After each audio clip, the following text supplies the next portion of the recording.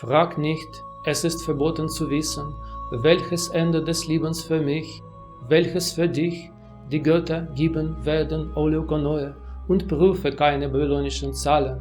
Wie viel besser ist es, was auch immer passiert, zu ertragen. Ob viele Winter Jupiter uns gewähren werden, oder ob der letzte Winter das ist, der jetzt das tyrannische Meer gegen die Felsen aus Bimstein bricht.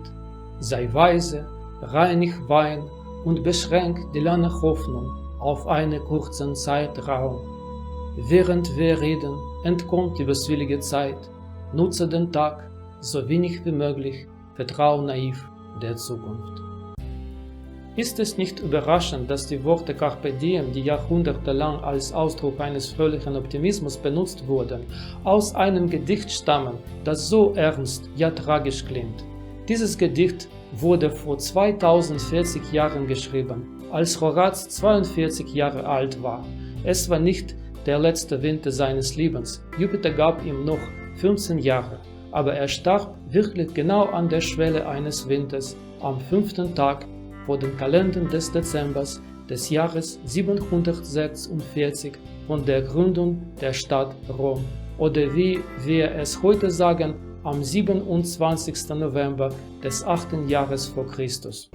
Und wenn ich die Worte vor Christus sage, kann ich mir vorstellen, wie verblüfft Horaz sein würde, als er dieses Gedicht schrieb und über die Zukunft dachte, wenn wir ihm gesagt hätten, dass die größten Veränderungen im Imperium und in der Welt, sogar die Art und Weise, wie Menschen die Jahre seines eigenen Lebens zählen, werden nicht wegen seiner mächtigen Freunde in Rom geschehen, wie der Kaiser Augustus, sondern wegen eines kleinen Mädchens, das jetzt nur ein paar Jahre alt ist, Mariam heißt und in der fernen Provinz des Römischen Reiches namens Galiläa lebt.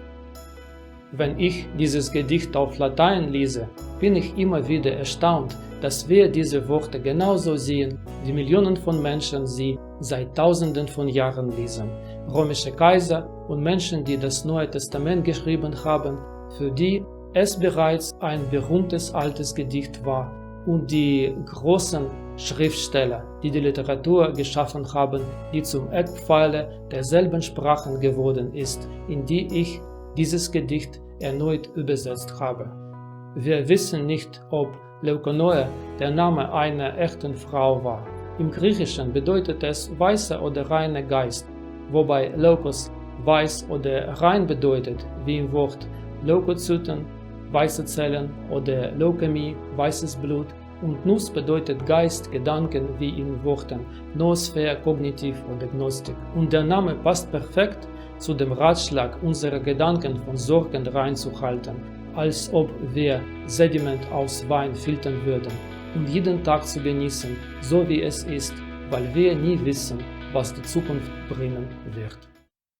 Tu ne quasi ris, scirene fas, quem mihi quem tibi, finem dide derint, Leukonoe, nec Babylonios, temptaris numeros, ut melius, quid quiderit pati, seu plures hiemes, seu tribuit, Jupiter ultimam, quenunc oppositis, debilitat, pumicibus mare, turrenum sapias, vina liques, et spatio brevi, spem longam reseces, dum loquimur, fugerit invida, et ascarpe diem, quam minimum credula postero.